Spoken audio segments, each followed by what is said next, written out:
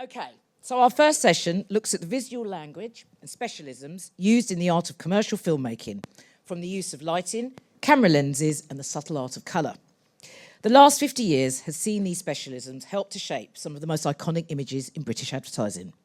So, to guide us through the conversation, please welcome, they're coming out, our moderator, Director Henry Schofield, Director Ivan Bird,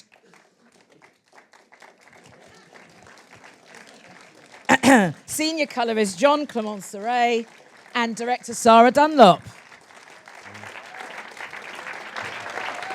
Hi, guys.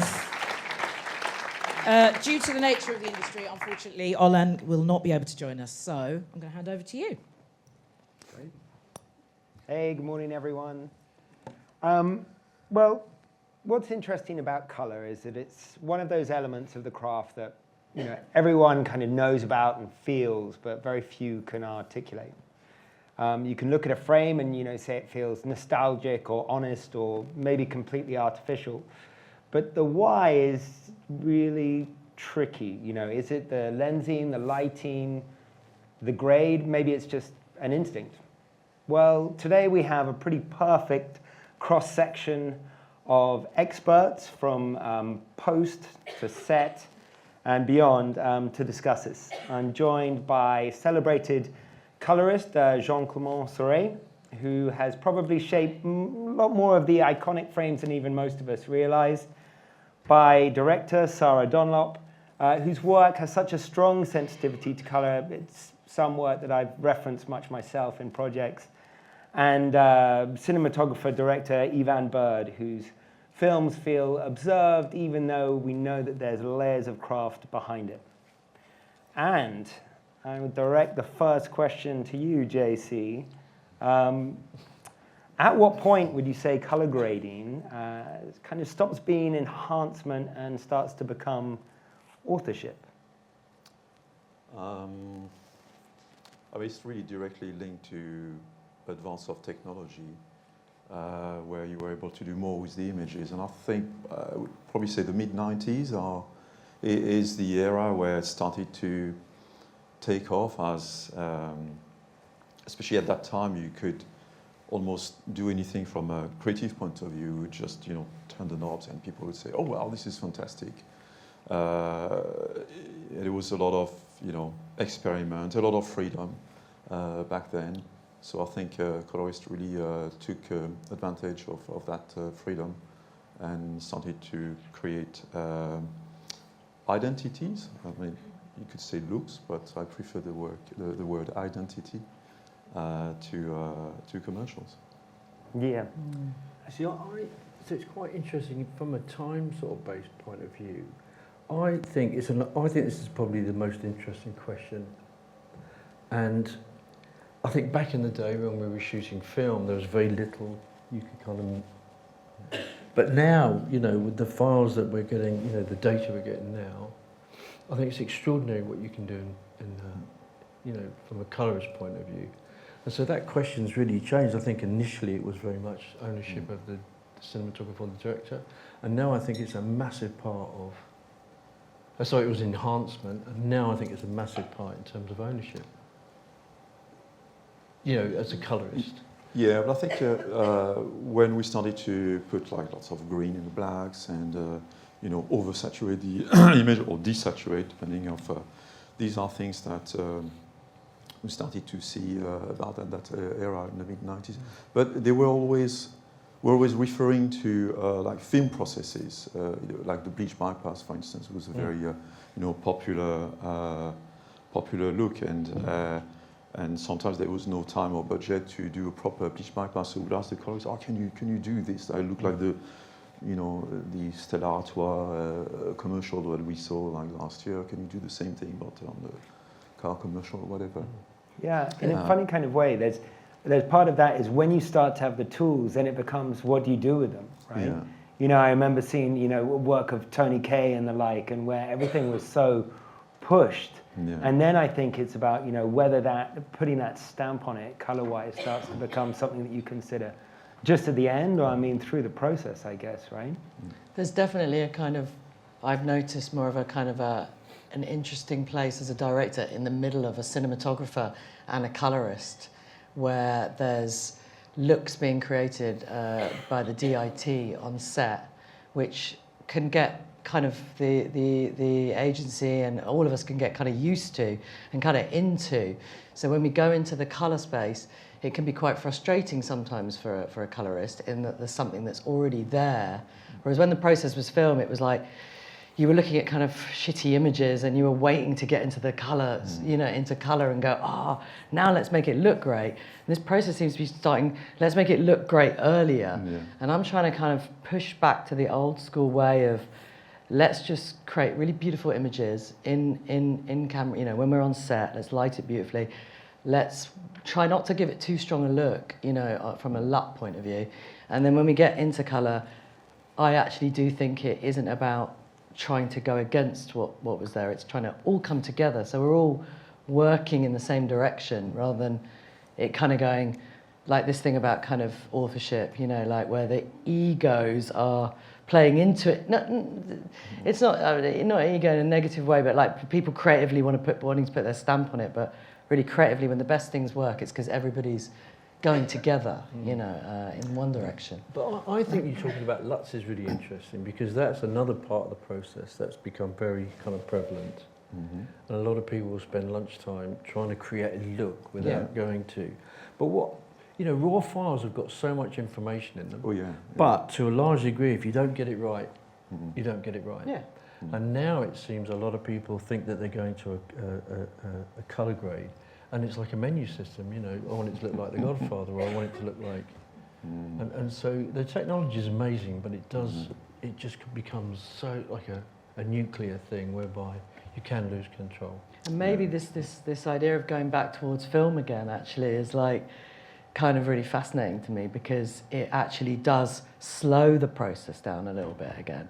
And I actually just like, you know, sometimes it's the speed of everything that's kind of not allowing us to kind of find each stage of the storytelling, you know, one by one. And the film kind of, you can say again, oh, this is not the image, this is just the tap.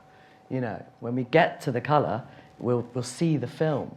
So that's also kind of, you know, having limitations, you know, is a mindset. You don't want to have the whole menu at your disposal. You want to work in that direction from the start. Mm-hmm.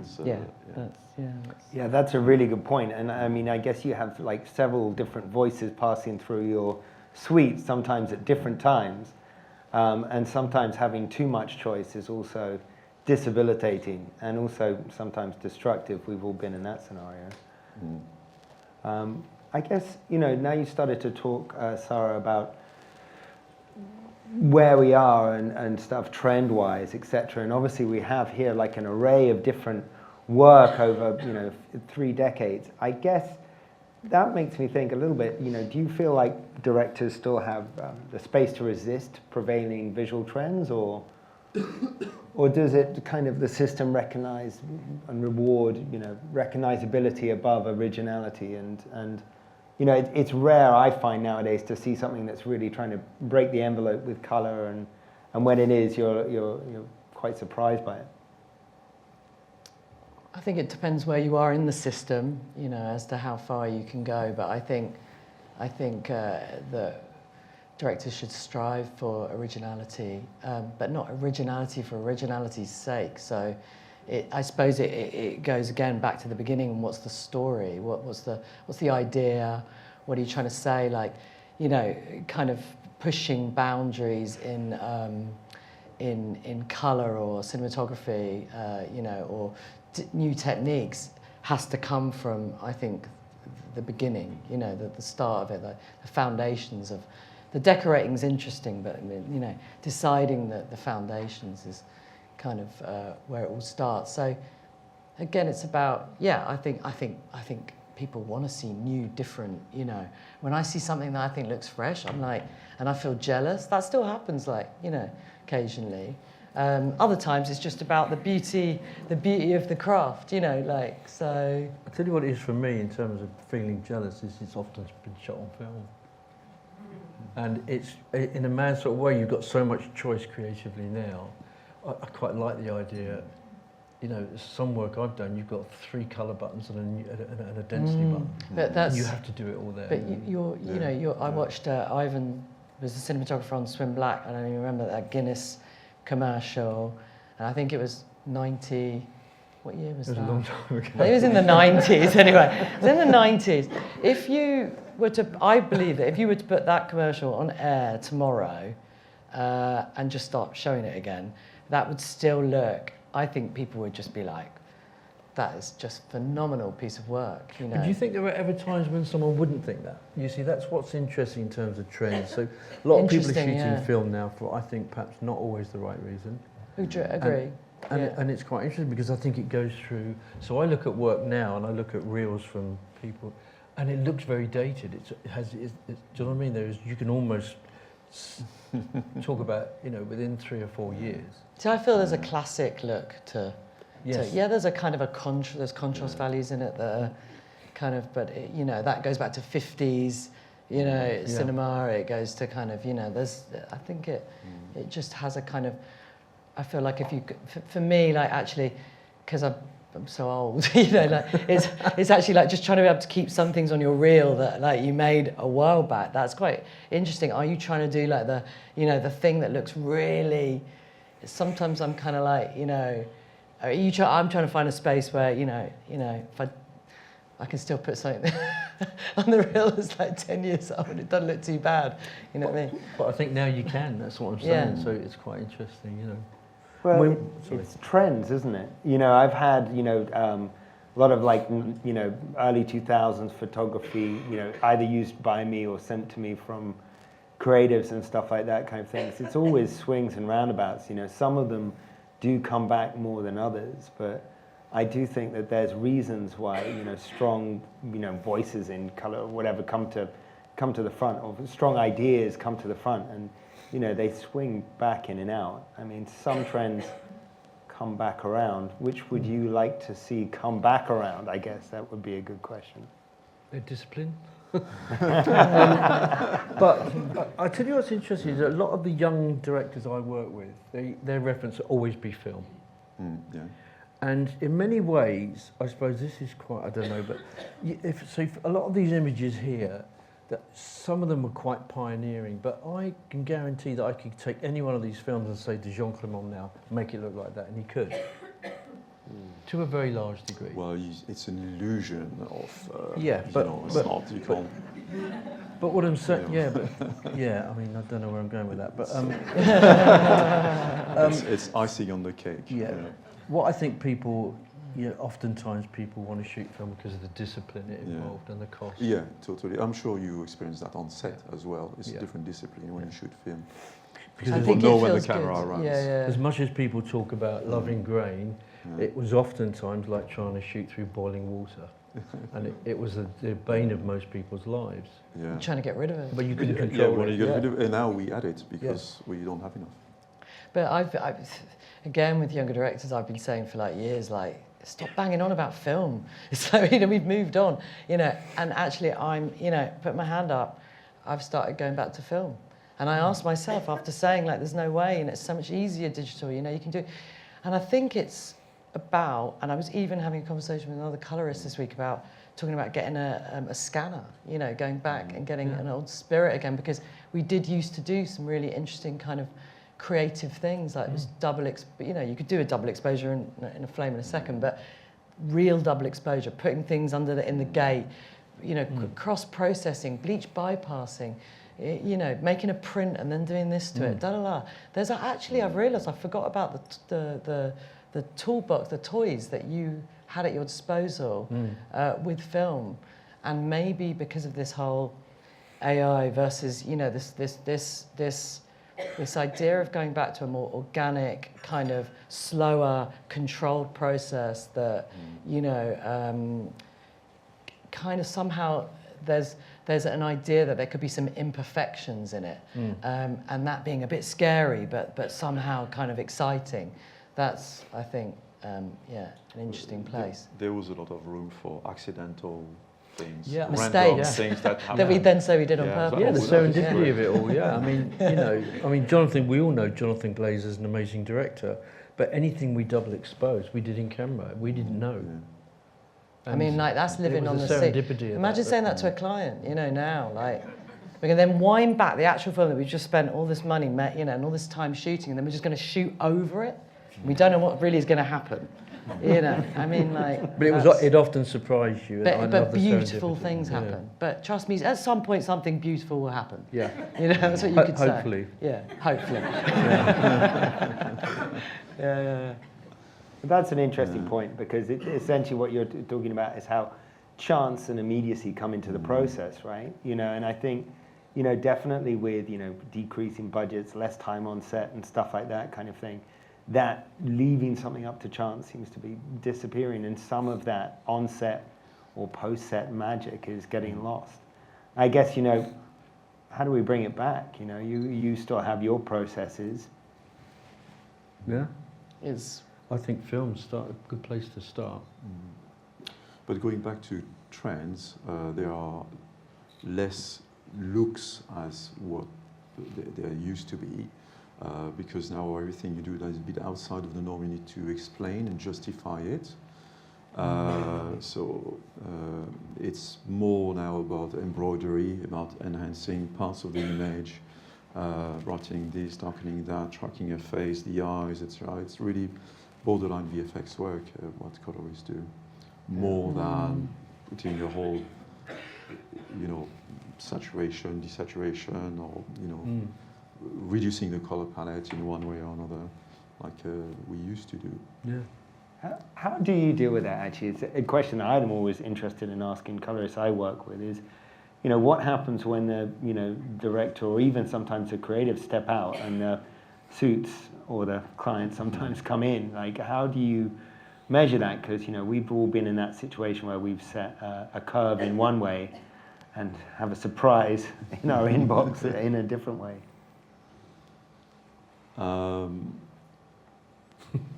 political. Is that the secret sauce of survival? Be careful about who's in the room, I suppose. Well, I guess you tend to listen to the person who's brought you the job, who wants to work with you for who you are, your taste, your culture, your background, your knowledge, your talent, everything you are and you do. That's why you got the job.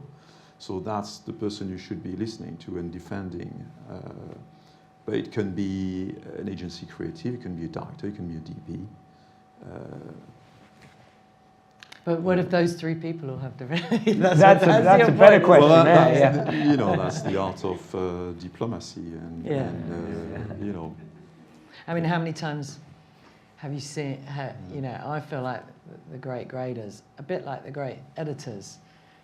Now I'm not sure if I should say it. No, it's fine. I don't care. Is that there's no, is there? We're always looking to explore something, and who knows who has in fact, on something recent, where me and the young creator were very like, we're doing it like this, and this is the grade, and then someone else came in and said, oh, is that looking a bit? And the young creative got a bit like, no, it's our look, and I love this guy, and I was like, he really wanted to protect it, and I said, let's just go and have another look. And then I was like, I think we made it better, when we tweaked it again. But so often, like as well, the grader, I think, and the editor is coming back, is going around there, and somehow coming back again. So you're not going so far, because it's all in the eye. And the eye is, for me, in colour, I have to go out the room quite a lot because you get very used to something. So there's a kind of you're circling something, aren't you, quite a lot of the time? Well, there's a lot of psychology. Exactly. People That's what I'm talking about. Yeah, very strong opinionated about something, and actually you realise, it's not. It might not not right for the film. It might not be. That's It's interesting, just coming back again to this kind of scarcity idea, Van, because you sort of mentioned that as like, so do you think that is one of the key things, is about scarcity? Because, nowadays on set we have a bit more of we have scarcity of time, I guess, against it, but, discipline and stuff like that kind of thing. How does that kind of work into your process in terms of like how you get color? Get color and get your final image up that you want in the process. I mean, it's changed immeasurably. I mean, and I'm going to make myself sound very old again, but I get a day to do a pack shot. Yeah. And there was just a sea of stands and lights, and it all had to be in camera. Now you just put it in. Do you know what I mean? So I'm not really sure how. I don't know how you do that. In terms of scarcity, I suppose for me it's discipline. That's what I miss. And running the camera. And just recently done something on film. It's really precious stuff, and everyone immediately comes around you with more discipline. So. Yeah, I think that's the biggest thing. Interestingly, when things are shot on film, we tend to torture a lot less. There's like from colorists, there is like a respect. Oh, it's film, so actually we don't need to do too much to it because it really looks good. Yeah.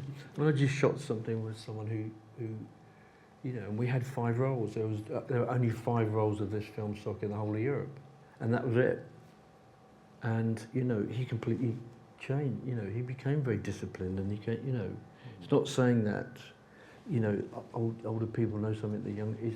I just think technology has changed filmmaking massively, and things like we were having a conversation back there, and we were just looking at the room. We were just talking about now.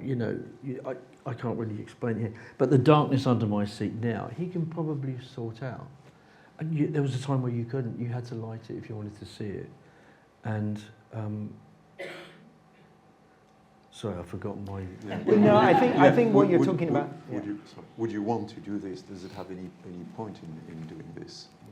Well, because I think to a large degree, I mean, certainly me, the way I work, I want to see it in camera. Yeah. And when I come and see you enhance it massively. Yeah. To the point of co-ownership sometimes, but I do what I can in camera. So, my colour grades tend to be quite short, and there's very little I want to do, And so I still set my cameras at a colour temperature that I know I want. And if I come and see you, I want that colour temperature back. So you're kind of doing it in camera to a very large degree. Perhaps that's. That's back down to perhaps the way you learnt your craft, but also discipline. I guess that talking about like what you were talking about as well is that if you have all of these tools, does it make it better or worse? I guess that's the question. In terms of creativity, discipline is part of it, and how you layer that in. If everything you can make can be changed, is that a good or a bad thing for later? I guess. Yeah, it makes it very open to interpretation afterwards. I think that's the problem. 100%. Yeah, well, that's why it's important to have DP in the session. Because which doesn't happen that often.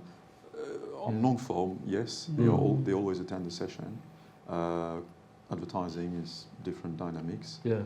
But I wish they were present more often because colorists are just an extension of cinematography. Are not meant to be a replacement. There's no way I wouldn't be there, and I worked luckily with directors that would expect me to be there. So do you know what I mean? So.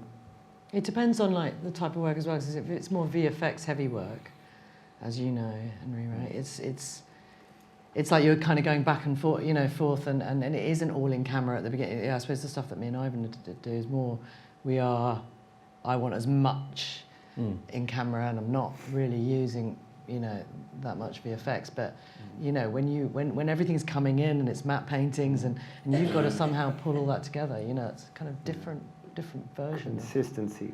Yeah. Which is a really tricky part as well. Yeah, I think that's one of the hardest parts. I think that's one of the hardest parts. Post to look right. Yeah, you have to get everyone looking at the same images from the beginning, or else you get, which I'm sure you have to deal with all the time, is like inconsistent passes coming through, and and it loses that photographic quality so quickly. 1000%. Yeah, that's why you finish a film and print it back to neg and stuff like that kind of thing. It always sits it together. Yeah. To try to get it to... try to get it to sit together. That's what a lot of compositing stuff. Right. But I do think that comes back to the question I was asking before about client opinions about certain things in frame, because, the thing that Jean-Clément had mentioned was like, okay, you've got a car shot, and, like Ivan was saying, is like, okay, we don't want to see the shadow underneath the car. And what you're being asked to do is to make something artificial, essentially, even though it doesn't look right to the eye.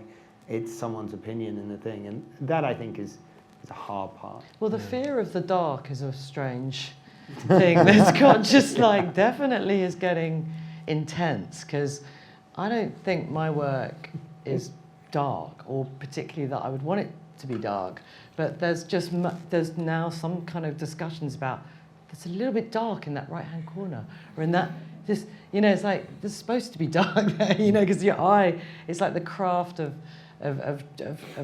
where you're getting the view, the atmosphere, where you want the kind of viewer to look, you know, how much you want the viewer to see. Is it more interesting to not see the entire face? You know, is it the way they turn into the light that's interesting? If you start to kind of fill everything, then you don't get all that kind of emotion, I don't think. And really, at the end of the day, all of these different parts of the craft, for me, is to tell a story and create emotion.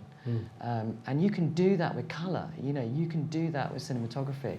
That is, you can save a slight, you know, you could make a mediocre performance great. And you know, with how much, you know, with how much light, how the light works, where the light's coming from, with both these people, you know what I mean? They can do that, you know. I think I fucked up and got a bad actor, you know. These guys can help you. But it's interesting because I went to that Ridley Scott, you know, the Ridley Scott, what do you call it when they show, not a season, but... That retrospective? Yes. And, you know, Blade Runner now is still an extraordinary looking film. Yeah. And it was all shot in camera. But what's interesting is that was dark because the sets were so bad they couldn't see them. It's raining a lot of the time because... Yeah. So sometimes it's necessity, sometimes it's instinct. But darkness is a really important part of storytelling, you know. Yeah.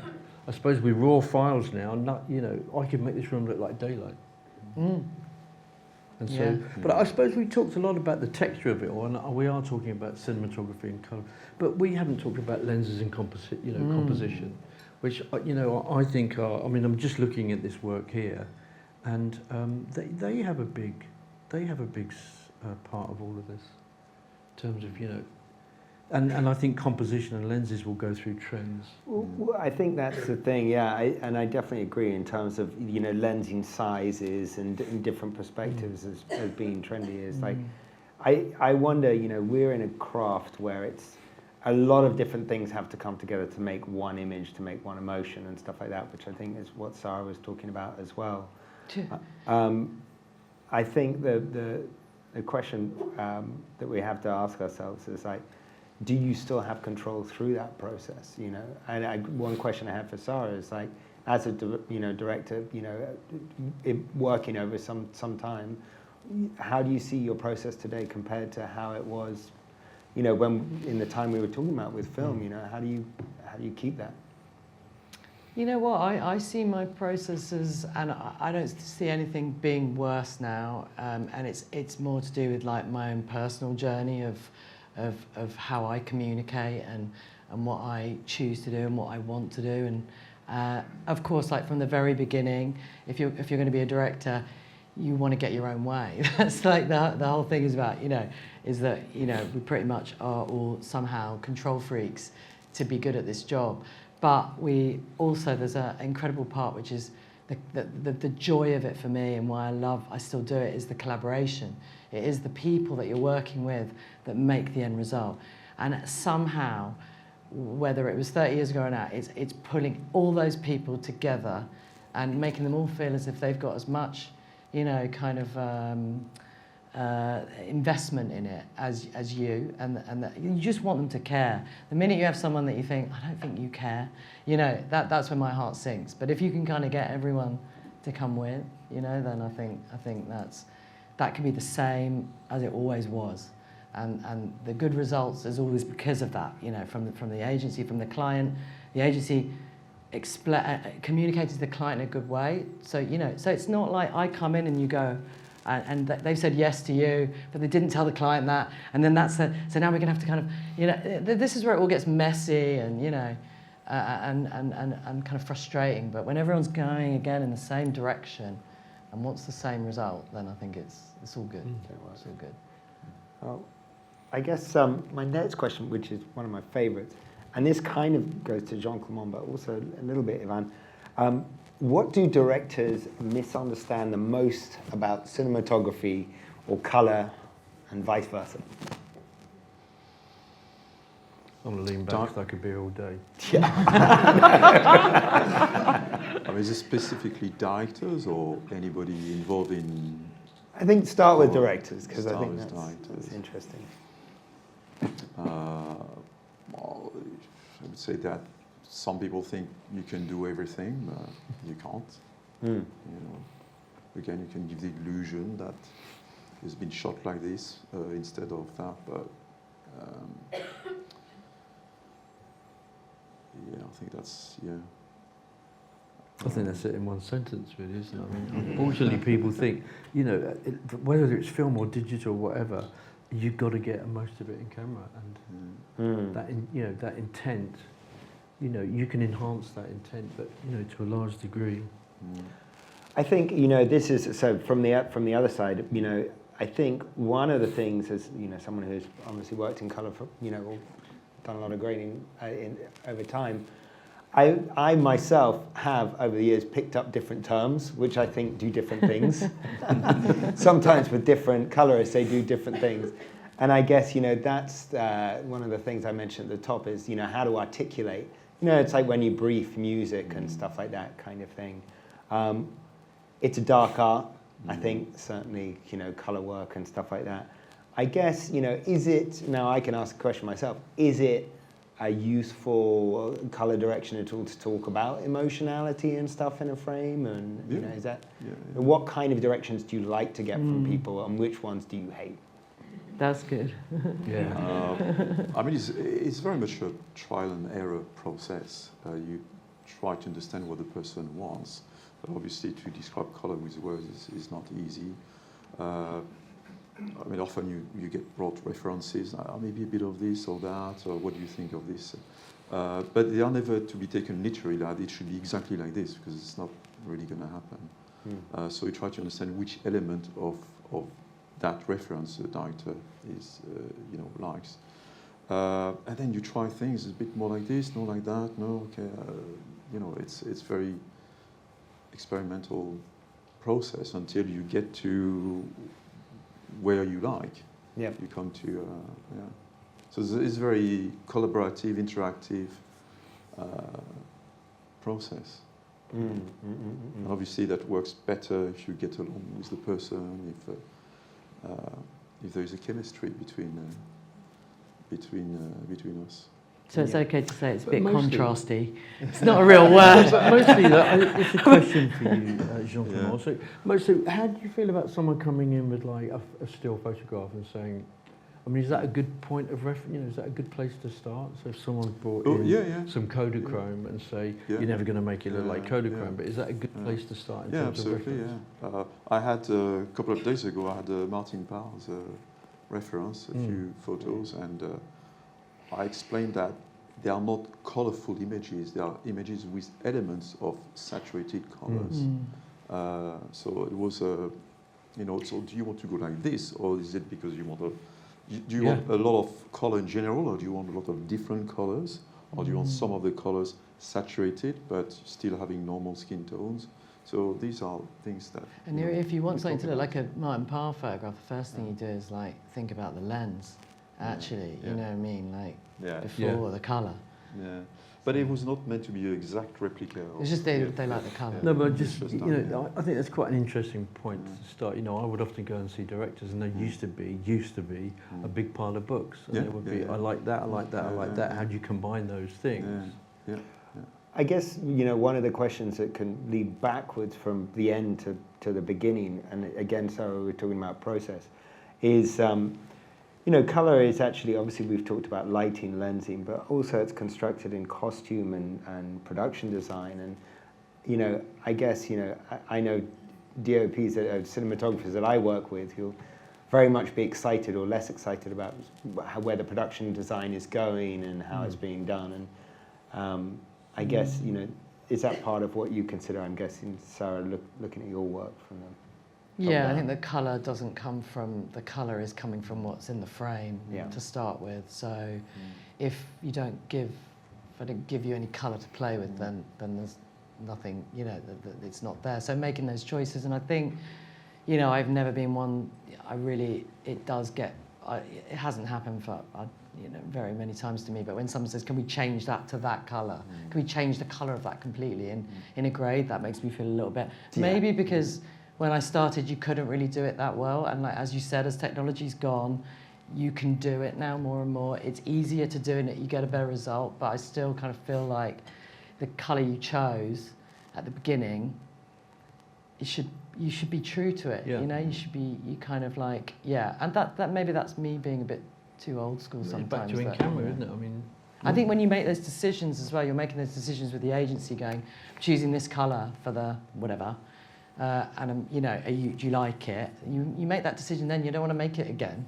later. You don't want to go back and have to make it again, and then decide what colour it is. You know, it's like torture twice. That's true.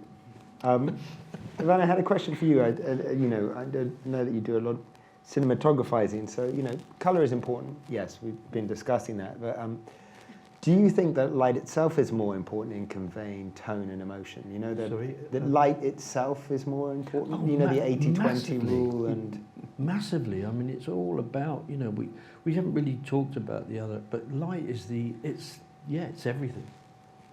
And you know, sometimes, you know, people think you're being a bit of a dick or whatever because you want to wait for a sunset, but the quality of the light is extraordinary. But you don't hear so many people saying, so we're shooting in, I don't know, now, and we need it to look really, so it's got to look really bright, it's like a spring-summer campaign, and it's got to look really sunny, you know, and we're shooting outside. And then back in the day, they'd be like, you can do that with the light, can't you? Oh yeah. You're like, no, but you can't, I always say you can't. I have an example. Do it, you know. You've all seen the film The Revenant. Yep. Yeah, okay. They did actually like that. Yeah. So it was a lot of it was shot at dusk and dawn, but they wanted to extend the hours because otherwise the magic hour is very short. 20 minutes. So they spend millions in color grading to extend those hours. So that's what I'm saying. We are just an extension of your work. Yeah. Yeah. We can make it last a bit longer, and that's all you can do. But you can't shoot at midday and you can't make midday. I think that's a really interesting point. Yeah, you make magic hour, magic 2 hours. So, no, but it's kind of, you know, because realistically it's 20 minutes. Yeah. And but you know that, so you're better and better at, it's getting better and better at doing that. So, but that kind of gets back to discipline again, doesn't it? Shooting at magic hour. So, you know, I mean, it's no coincidence there's a Turner Gallery in Margate. The light there is extraordinary, and I'm not just saying that being a, you know, disappearing up. You know, it is, and light is really important. You know, and that's something, whether it's digital or film, light's light. Okay, here's one. If we were sitting here 10 years looking back at this moment, what kind of visual choices do you think would immediately date today's advertising? Or what would stand out? I think you guys would be better at that one. The next 10 years. Oh. In the next 10 years? I think because I mean, you're sometimes too close to it to see the change. You know, you kind of have to do it retrospectively, I think, to see the change. I think there's always trends, isn't there? So there's always like this kind of music with fashion, with everything, and I think that's why film right now at this point is become so fashionable again. You know, as we have this new technology coming in that we might start to use, and how's the industry going to be affected by it? But I think there'll always be that, you know, there'll be that 1920s film, there'll be that reference, that photograph, you know, from the 60s. There'll be, and we'll always be looking at all of history, won't we? Kind of thinking, oh, you know, I want to go back to that again, and there'll be a reason why. So hopefully we'll still be filming things, and we'll still be, possibly the film thing will become even more. You know, like record, you know, I just feel like there's more, I don't know, it's where I live, but it's like record shops open up, you know, every Yeah, my other day kids, where I yeah. live, you know, so... It's like imposing yourself limits. Mm. It's like adding a filter like right at the beginning because this is where you want to go. Mm. You don't want that enormous choice. You want to limit yourself. And maybe as Yeah. we get so It's- much it's choice, like we you shoot yeah. in black and white because you want to make sure nobody's going to turn it into color.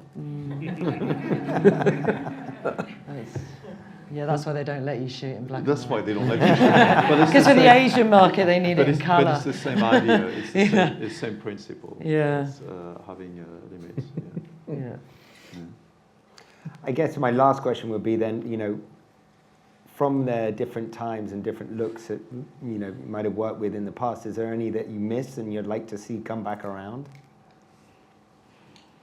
You know, I was like thinking, like, you know, as we've gone kind of widescreen TVs. I don't know if it's like right now, but like, so now the whole thing is we wanted to shoot everything 4:3. Oh, And I was remembering back then because I was looking at the thing, I was having a flashback where we were just wanted to literally have a strip through the middle of our square TV, and you could barely. And clients are like, I'm only getting that tiny bit, like, you know. And now we're doing it. We're like, you're just getting black left and right. I mean, you don't really need that bit, so it's fine. And trying to persuade them. It's really funny. So I was thinking like of, and I just was tidying up my office and I was finding my old cameras, and I did actually find two of my Super 8 cameras. And I was thinking, let's just take this to the next level. You know, I've just done 16mm. I think we should go full Super 8. I love where it's going, though. I love where it's going. I love that the film's coming back. You know, I love the fact that you can now combine all those tools to combine 35mm film with the power that we have in terms of that's the post-production sweet now spot. is an extraordinary thing, Yeah. I think. Well, that's our time, guys. Well, that was an excellent conversation. Thank you very much. Thank you.